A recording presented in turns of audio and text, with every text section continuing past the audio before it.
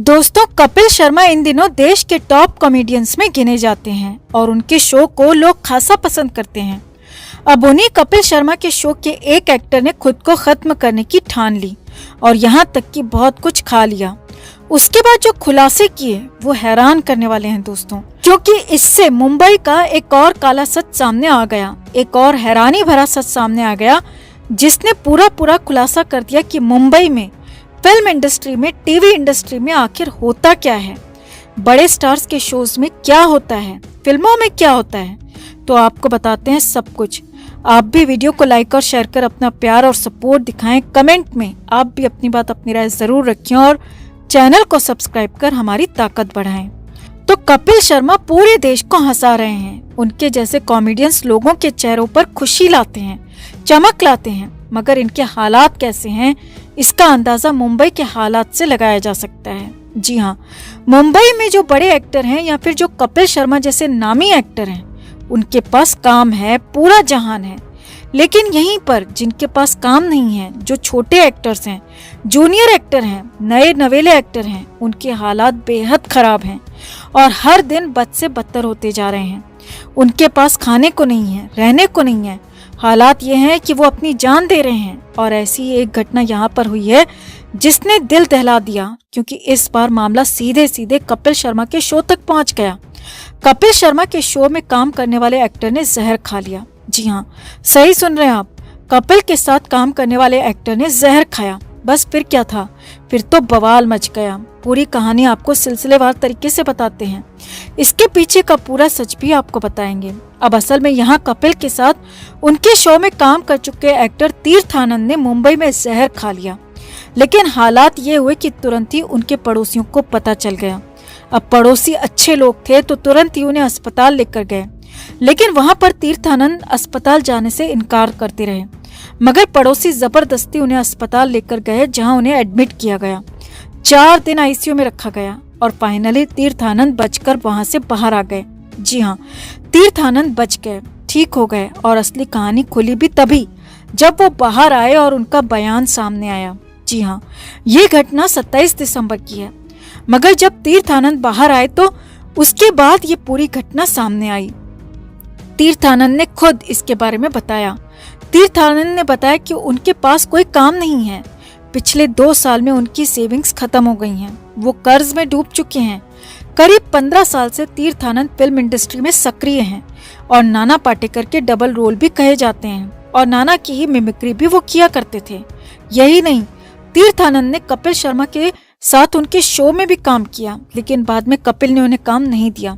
हालांकि शुरुआत में कुछ शोज में जरूर काम दिया था। अब हालात ये थे कि तीर्थ आनंद के पास कोई काम नहीं था। वो लोगों से मदद मांग रहे थे पर कोई हेल्प नहीं कर रहा था। यहाँ तक कि कपिल शर्मा पर भी आरोप है कि उन्होंने भी तीर्थ आनंद की कोई मदद नहीं की। फिल्म इंडस्ट्री के कई बड़े बड़े प्रोड्यूसर्स के पास वो गए, बड़े बड़े प्रोडक्शन हाउसेस के पास तीर्थ आनंद गए, मगर कहीं से कोई काम नहीं मिला, कहीं से कोई मदद नहीं मिली। तीर्थ आनंद कहते रहे कि कोई भी छोटा मोटा रोल दे दो, लेकिन कुछ तो काम दो, पर कहीं से कुछ नहीं हुआ। और हालात ये थे कि तीर्थ आनंद की माँ और भाई को जब पता लगा कि वो अस्पताल में भर्ती हैं, तो वो उन्हें देखने तक नहीं गए। जी हाँ, एक सिंगल इंसान भी, कोई भी उन्हें अस्पताल देखने तक नहीं गया।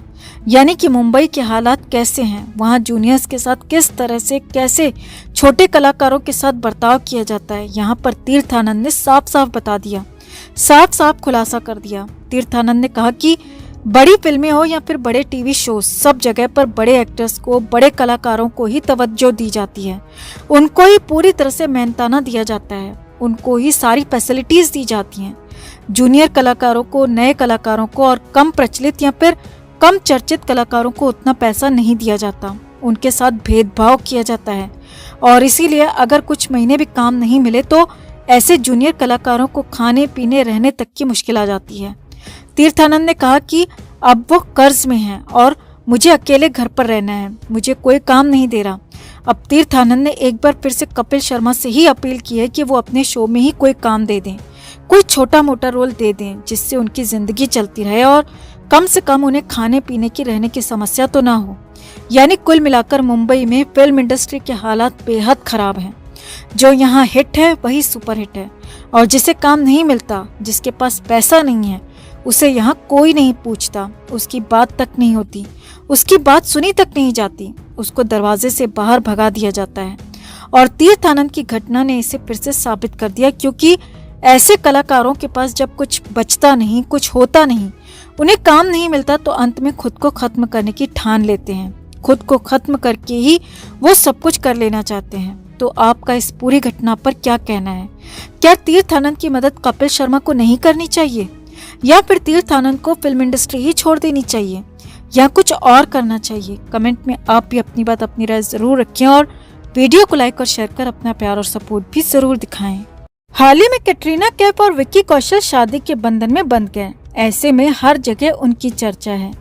वहीं सुशांत को हमारे बीच से गए 1.5 साल हो चुका है, मगर फैंस अब भी सुशांत के जस्टिस के लिए लड़ रहे हैं। वहीं कैटरीना की शादी के मौके पर दोनों को लेकर एक पुराना वीडियो वायरल हो रहा है, जहां कैटरीना खुलकर सुशांत की तारीफ करती नजर आ रही हैं। दरअसल एक पुराना वीडियो सामने आया है, जिसमें Katrina Kaif film MS Dhoni the untold story में सुशांत की परफॉर्मेंस की जमकर तारीफ कर रही हैं। ये वीडियो कैटरीना कैफ के एक सोशल मीडिया के लाइव सेशन का है, जिसमें एक फैन ने उनसे आज के समय में बॉलीवुड के सबसे बेहतरीन यंग एक्टर के बारे में पूछा था।